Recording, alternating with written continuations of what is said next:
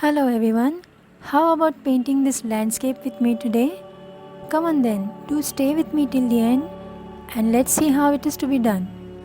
We are painting in watercolors and so I am using a watercolor paper pad which has several sheets stuck together at the edges. One corner of it is left free so that we can take out the pages later on. The other edges are of course glued together so that they stay together, and then there's no need to take out the paper and tape it down onto any surface. It remains firm this way and is very easy to use.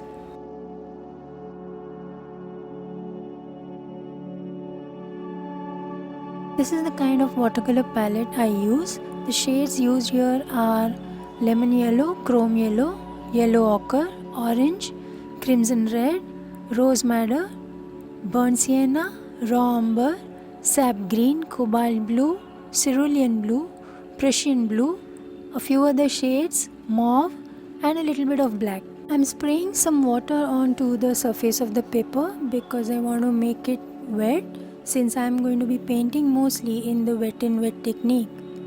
If you are a beginner, you may want to have a look at the two videos I have on my channel about watercolor techniques.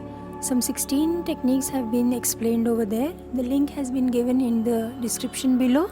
Please do have a look at it.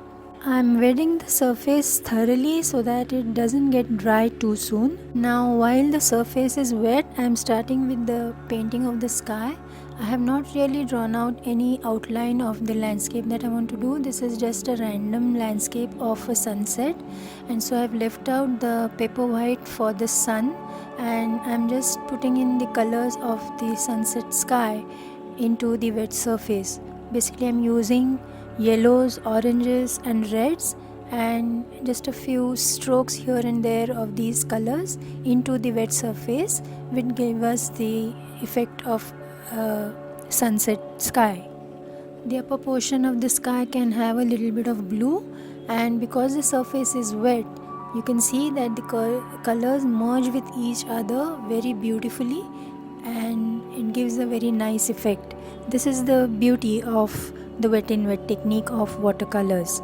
Once you practice this and once you get the hang of this, it really gives you immense pleasure to see how the paints merge with each other this way. Like I said, I haven't really marked out any line work of the landscape that I intend to do. I'm just going to do a horizon line, the sunset sky, a little portion of a lake below, and some land area on both sides of the lake. That's all. While doing this, I am of course going to keep in mind the rules of the composition.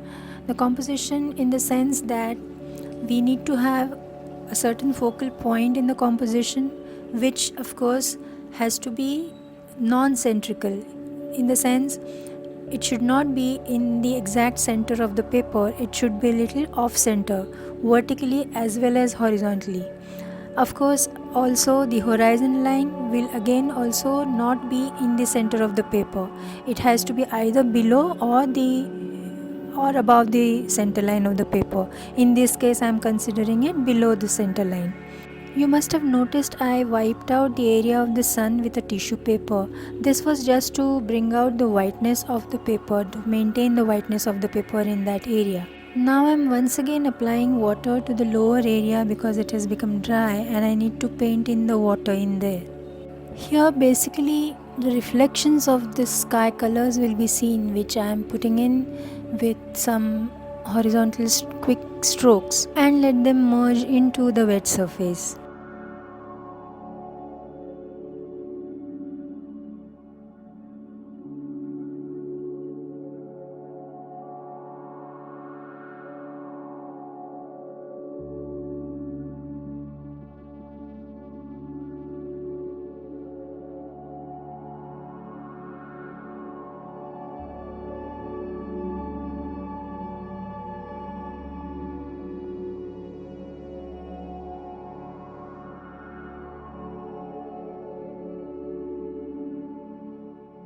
Now let's start putting the river banks on both sides of the river. This too can be in simple horizontal strokes. This is of course the first layer and we'll be adding the details in the subsequent layers later on.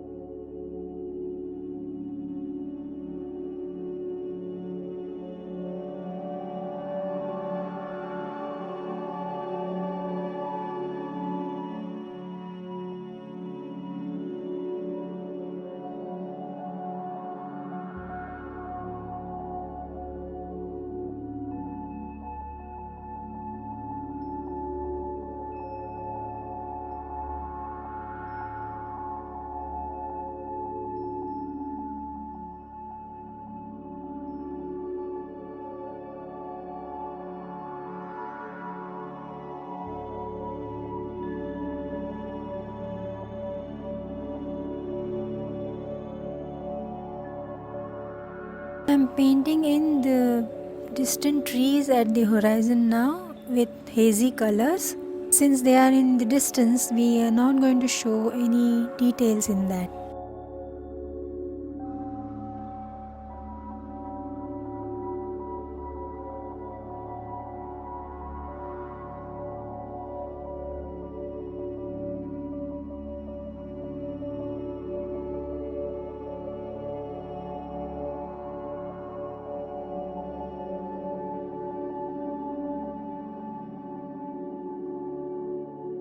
Let's put in some detailings in the foreground now.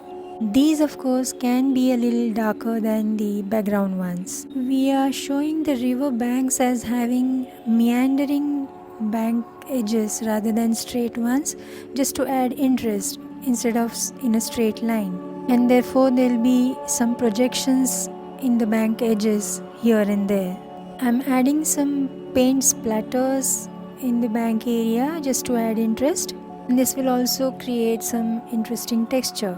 This also helps in breaking the monotony of plain surfaces. Don't worry about the splatters going in the wrong places too much. They can be simply lifted out with the help of a wet tissue. I'm adding some blue reflections of the sky in the water here now, and whatever additional reflections that need to be shown.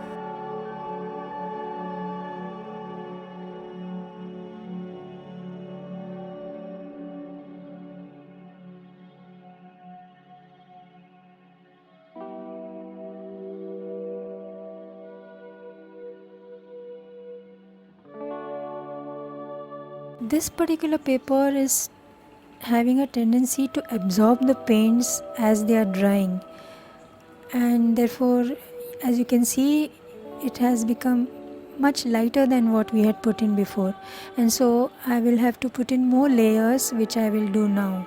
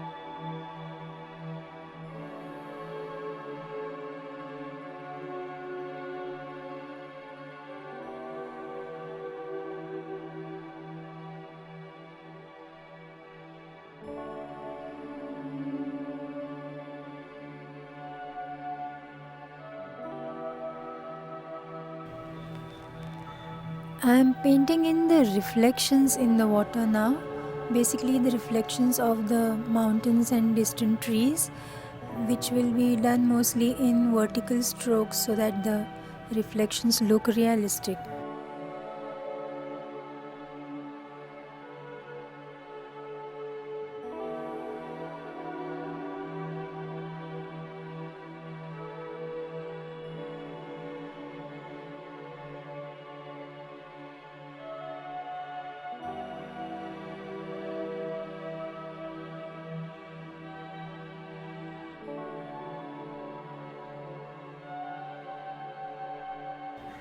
And now I am giving some grass effects with the help of a fan brush.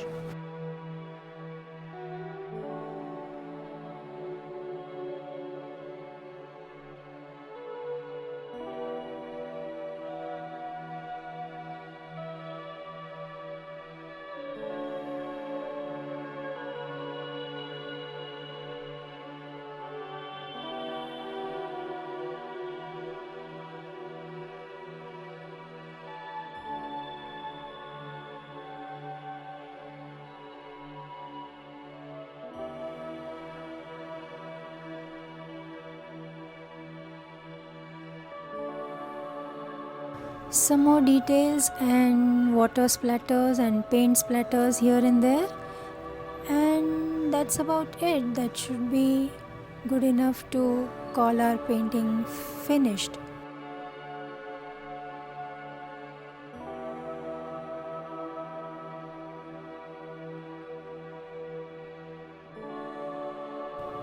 And that brings us to the end of our painting. Our painting is done.